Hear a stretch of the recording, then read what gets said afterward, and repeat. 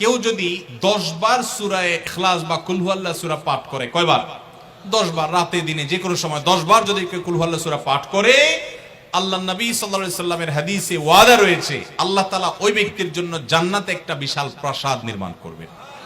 দুনিয়ার কোনো প্রাসাদ না ভাই, পামজমারার প্রাসাদ না ভাই, এটা কোনো দুবাই বা পৃথিবীর কোনো গুরুত্বপূর্ণ জায়গার লোভনীয় কোনো আকর্ষণীয় কোনো জায়গার প্রাসাদ না ভাই, জান্নাতের প্রাসাদ।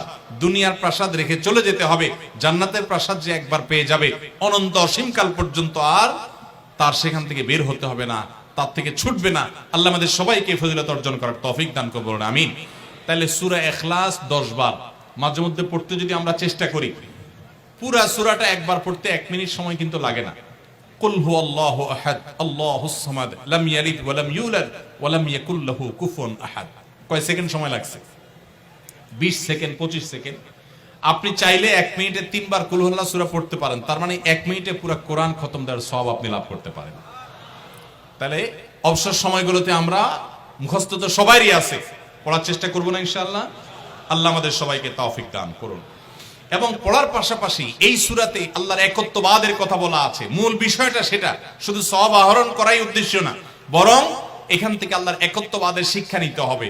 আল্লাহ একক, কুল হুয়াল্লাহু আহাদ, হে রাসূল বলে দিন তিনি আল্লাহ, তিনি একক, তার কোনো অংশীদার নাই, তার কোনো পার্টনার নাই, তিনি কারোর প্রয়োজন তার হয় না। আল্লাহুস সামাদ, তিনি কারোর মুখাপেক্ষী না, বরং সবাই তার মুখাপেক্ষী। লাম ইয়ালিদ ওয়া লাম ইউলাদ, তাকে কেউ জন্ম, তিনি কাউকে জন্ম দেননি আর তাকেও কেউ জন্ম দেয়নি। ওয়া লাম ইয়াকুল লাহু কুফুয়ান আহাদ, তার কোনো সমকক্ষ নাই।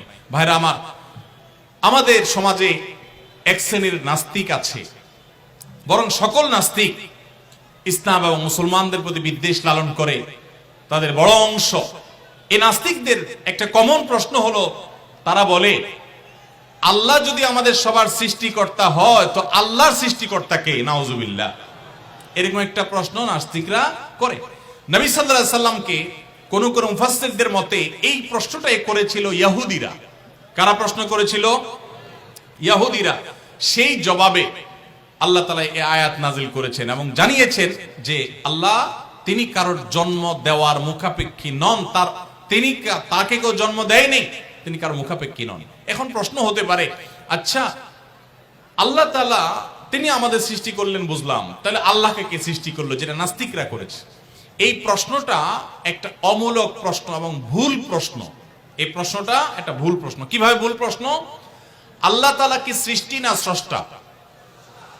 সবাই উত্তর দেন। আল্লাহ কি সৃষ্টি নাকি সৃষ্টিকর্তা? আল্লাহ যদি সৃষ্টিকর্তা হন, স্রষ্টা হন, তাহলে তার আবার যদি সৃষ্টিকর্তা খোঁজেন, সৃষ্টিকর্তার জন্য যদি আবার সৃষ্টিকর্তা খোঁজেন, তাহলে তিনি তো আর সৃষ্টিকর্তা হলেন না, তাহলে তিনি সৃষ্টি হয়ে গেলেন। কথা বুঝেন নাই? যার স্রষ্টা থাকে তাকে সৃষ্টি বলে। আমার একজন স্রষ্টা, এক সত্তা আছে, স্রষ্টা, যিনি আমাকে সৃষ্টি করেছেন, আপনাকে সৃষ্টি করেছেন, তাহলে আমরা হলাম সৃষ্টি। যাকে কেউ সৃষ্টি করে তিনি হলেন সৃষ্টি। আমাদের আল্লাহর যদি আরেকজন স্রষ্টা আপনি খোঁজেন, তার মানে আপনি আল্লাহকে সৃষ্টি মনে করতেছেন। আসলে আল্লাহ তো সৃষ্টি না, তিনি হলেন কে? স্রষ্টা। স্রষ্টার আর কোন সৃষ্টিকর্তার প্রয়োজন। যদি বলেন যে আল্লাহরও আবার সৃষ্টিকর্তা লাগবে, তখন তো প্রশ্ন আসবে সেই সৃষ্টিকর্তার আবার সৃষ্টিকর্তাকে। এইভাবে তো অনন্ত অসীমকাল পর্যন্ত যেতে থাকবে, এটা তো হতে পারে না। এই জন্য পৃথিবীর সব কিছু, সৃষ্টি জগতের সব কিছু কোনো কারণ ছাড়া হয় না। এক মহান সত্তা আল্লাহ রাব্বুল আলামিন, তিনি এমন এক সত্তা যে তিনি নিজে সবকিছু সৃষ্টিকর্তা, তাকে কেউ সৃষ্টি করেন নাই। তার আগে চিন্তা করে যদি আপনি হয়রান হন, তো আল্লাহর কাছে পানা চাইবেন, বরং এই চিন্তা না করে আপনি আল্লাহর প্রতি ঈমান আনবেন, শয়তান থেকে পানা চাইবেন। এই যে 3 কুল, এই 3 কুলের আমল এত গুরুত্বপূর্ণ যে আপনাকে শয়তান যখন মনের ভিতর আল্লাহর অস্তিত্ব নিয়ে বাজে চিন্তা করায়, আমাদের কাছে যেসব প্রশ্ন আসে আজকাল, শত শত প্রশ্ন আসে যে হুজুর হঠাৎ করে মনের মধ্যে আল্লাহ সম্পর্কে বাজে চিন্তা আসে, খারাপ চিন্তা আসে, খারাপ কথা মনের মধ্যে আসে, এটা শয়তান করা। এটা যখন মনের মধ্যে আসবে, সাথে সাথে আউযু বিল্লাহি মিনাশ শাইতানির রাজিম পড়বেন, এই সূরা ইখলাস, ফালাক, নাস পড়বেন এবং বাম দিকে প্রতীকী থুতু শুয়ের আগায় যে পরিমাণ থাকে এরকম থুতু বাম দিকে যদি নিক্ষেপ করেন এবং আউযু বিল্লাহ পাঠ করেন, আল্লাহ তাআলা শয়তান থেকে পানাহ দান করবেন।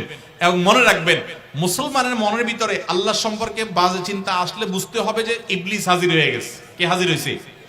ইবলিস আমার মনের ভিতরে কুচিন্তা ঢুকাচ্ছে। এটা মনে হওয়ার সাথে সাথে আমি আরো জোরসে বলবো, কুল হুয়াল্লাহু আহাদ আল্লাহুস সামাদ লাম ইয়ালিদ ওয়া লাম ইউলাদ ওয়া লাম ইয়াকুল লাহু কুফুয়ান আহাদ। আল্লাহ আমাদের সবার ঈমানকে হেফাজত করার তৌফিক দান করুন।